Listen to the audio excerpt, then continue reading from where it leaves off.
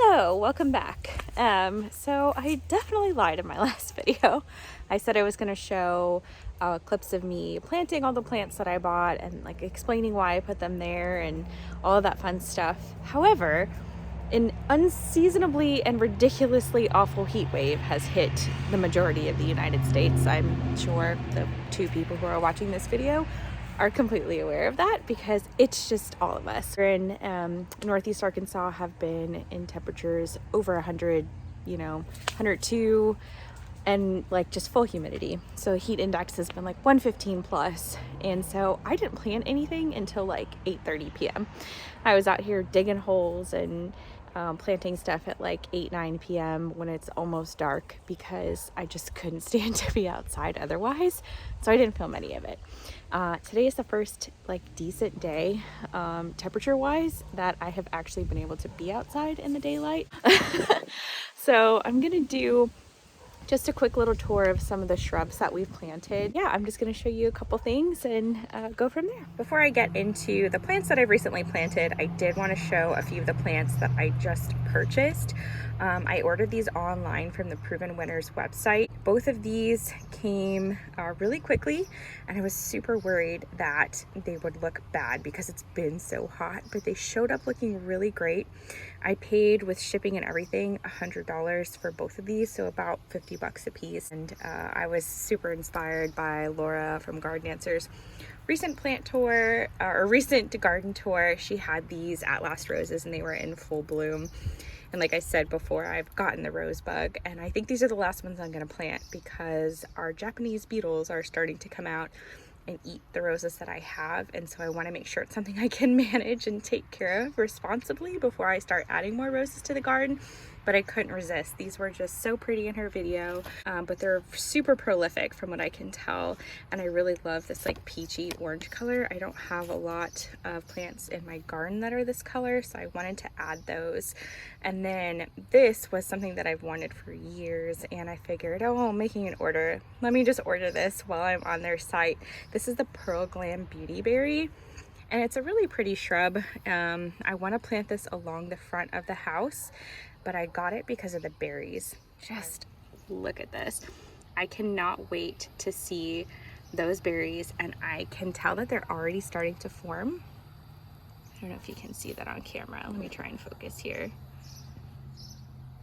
They're already starting to form, and so I'm so excited.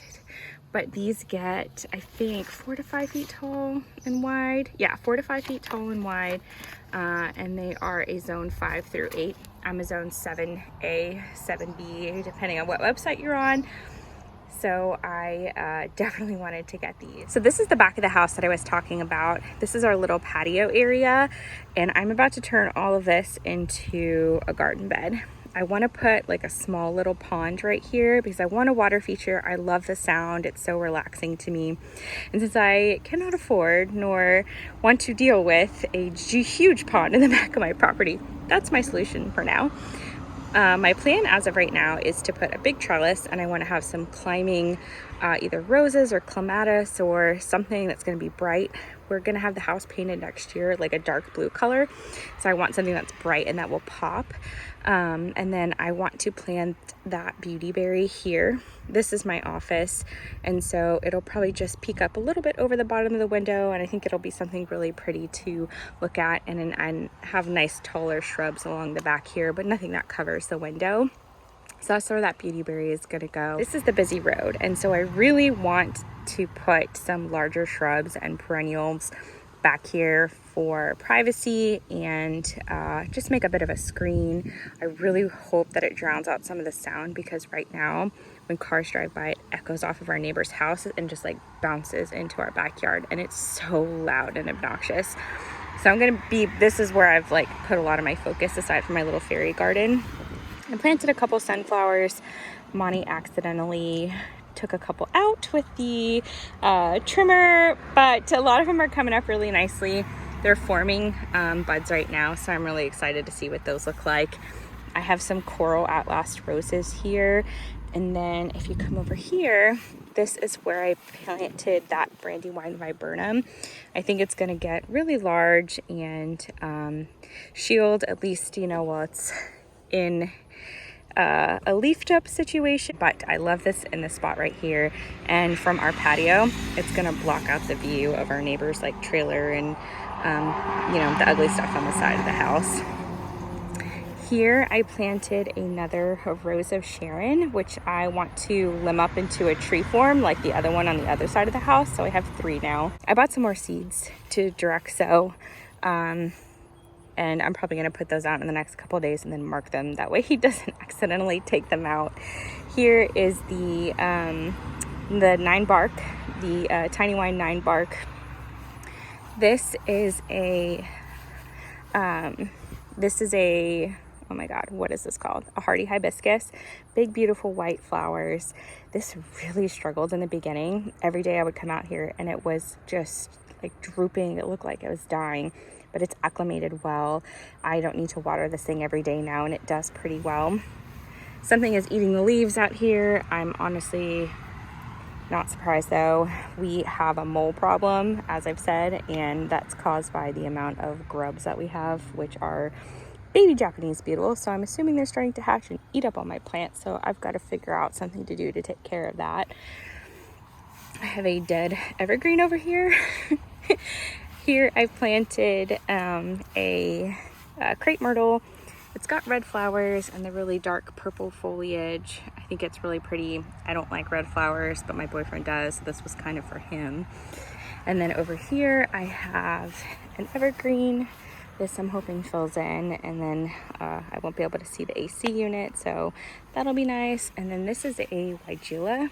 They had this Proven Winners Weigela at my grocery store, and I don't know, on a whim I just brought it home, but I thought it was really pretty, and I need as many shrubs as I can along this area.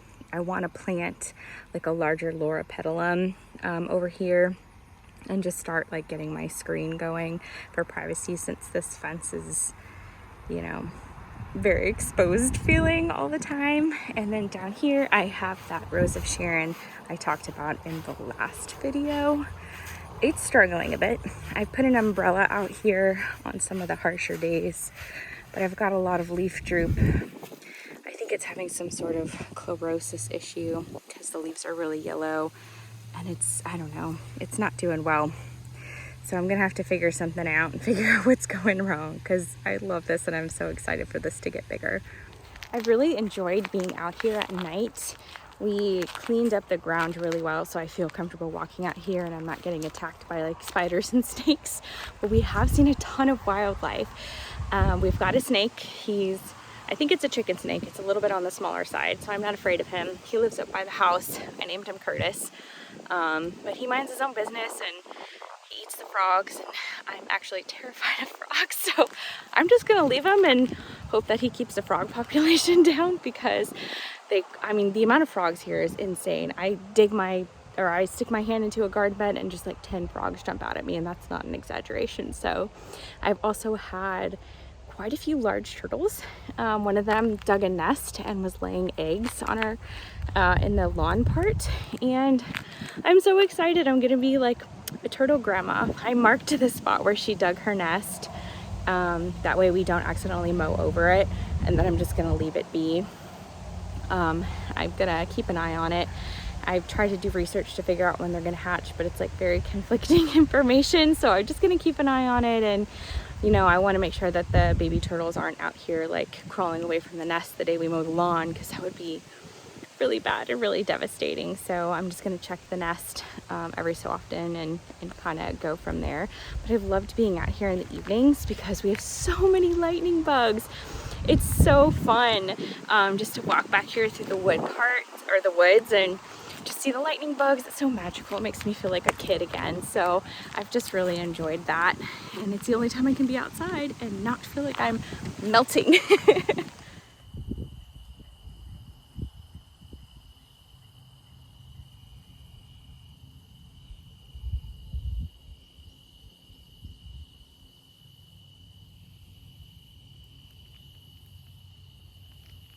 It's much later in the afternoon now. I wanted to wait until the sun went down a bit just to show you the little fairy garden because the light is so bright. The sun sets in the west over here and you just couldn't see anything. So this is the area that I've done the most planting in. I know I've shown it in a couple of videos, but I've done some more planting and it's really cute and I've made a lot of progress. So I just want to show that real quick. I have the sedums, the autumn fire sedums planted here. These are Flutter Deep Blue Scabiosa. These were Lowe's clearance that I grabbed. I saw them when they were in their prime and I thought the flowers were really pretty. I've never heard of these before, but they were $4 a piece, so I grabbed them. I needed to add a little bit of a lighter color in this area, so I thought they fit really nicely.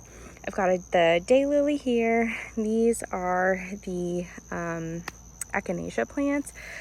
I love the color. They were a little red at first, but they start fading to a much lighter color. I'll show you one that I planted at first, and I really like them. I think they're beautiful, and the pollinators love them too. This is the buddleia that I planted. It's doing really, really well, and I was worried that it was going to get too much water in my clay soil, but it's done great. So I'm excited about that because I'm probably going to grab a couple other colors. Here are my coreopsis plants. They are just getting eaten alive and completely destroyed by some sort of bug. They're not faring well. And then you can see here, these were the ones that I planted at first and they've lightened up. This is the one that was in the video and I liked it so much I went and grabbed the other two that I planted down there. Here are all of my beautiful tickled pink dianthus that still smell so good. I have this little planter here that looks like petrified wood, but I have it planted with some hens and chicks. And then I've got some mushrooms all around. Here is a rainbow euphorbia. I love this. This is such a cool plant. I think this is probably my favorite plant in my garden right now. And I'm also obsessed with these little mushrooms I got from Hobby Lobby. They're so cool. My heather plant is doing really well. It is full of grass spiders though. Every time I water this thing, enormous spiders run out there. It's terrifying. Here I have some lavender planted. My roses don't have any blooms on them. I keep spraying them with neem oil, but I need to get something that's gonna work a little better because they're just getting eaten. There's so many holes all over the leaves. You can see here, they're just getting eaten alive. It's not as bad as it could be, but I definitely need to do something before they're completely gone. There's something eating them right now. I ordered some milky spore to put in my lawn to get control of the Japanese beetle problem. It came today, so I'm gonna start the process. I know it's a slow, long process, but it's really the only effective thing.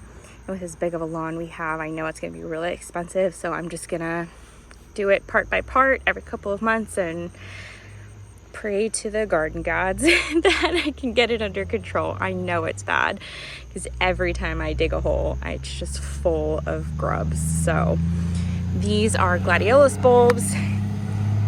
That is a loud tractor driving by. These gladiolus bulbs, they're really pretty foliage. They just haven't done anything. They popped up super fast and then they've just been sitting here not doing anything. So I don't know if they're not getting enough water. They look happy and healthy, but I don't see any bloom stalks and they've been like this for quite a while. My salvia needs to be cut back. All the blooms are spent and it's flopped over and just full of bug holes and it's getting eaten. So I definitely need to cut that back. These, I love these Toto Gold Rudbeckia. I don't know why that's so hard for me to say, but again, eaten alive. I don't want to spray any like harsh chemicals, so I might look into getting some diatomaceous earth. I've been spraying neem. I've got some BT that I sprayed on this bush. I'll show you in a second. I gotta figure out what's working and that's not gonna be like harmful to the pollinators or to me or to my pets. These dahlias, again, every time they go to bloom, the petals just get eaten off. So I think it's the same bugs that are eating everything in here. This is the first time I've ever really dealt with this on my houseplants. I've only ever dealt with spider mites and mealybugs, and neem oil got rid of them, and wiping, you know, the few mealybugs I had off with the cotton swab and alcohol took care of that. So outdoor pests is a whole new world to me. My daisies are doing okay. The one back here gets more shade, and so it's doing the best. These get a lot of direct sun and just blasted in the evening, and they are struggling a bit more. The blooms are spent. Our blooms are spent, and then they wilt pretty hard in the afternoon. So I've just been giving these water almost every single day. I've got my little yoga gnome. I think he's so cute. And then this morning glory is spreading really, really beautifully. It doesn't have a ton of blooms on it right now, but I can see it's getting ready to bloom quite a bit more. And this disaster, I know I talked about mealybugs, or not mealybugs, bagworms in my last video, and I came outside and I noticed my tree was wiggling, and it was covered in like millions of bagworms. Luckily, I had already gotten the BT delivered to me, so I immediately went outside that evening and sprayed, and you can see like the corpses. They are everywhere. Spraying BT, I mean, took them down in one day, but my entire tree was covered in them, and it has taken out like almost a quarter of the tree. They were front to back covered, and this just makes me so sad because I love these so much. I'm hoping that it recovers, but it's in pretty rough shape. This part is all bald, and then it's just very thin and sparse all the way around. I didn't used to be able to really see through the tree, and I can now. Like if you look at this one, that's much healthier. You can see how much more full and lush it is. So even the parts that still look green to the eye, they got. So I put a reminder in my calendar to spray next year around the same time to get ahead of it, because I know it's a big problem. So I want to be super full disclosure and transparent here on this channel. If anyone's even watching it, probably not. But, you know, not everyone's garden looks great. And as someone who is new to this, weeding is a lot harder than I thought it would be, especially when it's like 105 degrees. The weeds have just gone crazy underneath here. And this section gets so much more sun than I thought. So these poor coral bells and Brunera, however you pronounce it, are getting blasted with sun and burning to a crisp. Same with these hostas. They're in pretty rough shape. And then this beautiful lace cap hydrangea that I showed that was in its full glory on the last video is struggling. I've been giving it supplemental water because it's been so hot, but I don't know if that's making things worse. So I pruned half of it because I don't know if I should prune it or I shouldn't prune it. So it's kind of an experiment. I pruned one side, didn't prune the other side. So you can see there's still a lot of spent blooms, but some of the leaves are just like super crispy, and it's got some issues going on with these spots here. There was a lot of dead branches in there, so I don't know if it's not getting enough airflow or what. I mean, this is obviously a very well-established plant, so I'm sure it'll recover, but I'm trying to figure out what this wants. The shining star of the front of my house right now are these beautiful Rudbeckia. These were here when we moved in. They just started blooming like a week or two ago. I'm guessing they love the heat, but they're just like absolutely beautiful. When you drive by my house, that's all you see is these. My sweet potato vine is obviously doing super well, and my caladiums are loving this heat and humidity. I have my hostas here. Everything in here is doing okay, but this is all going to get torn out when the gutters get put in a few weeks. So I just kind of haven't bothered.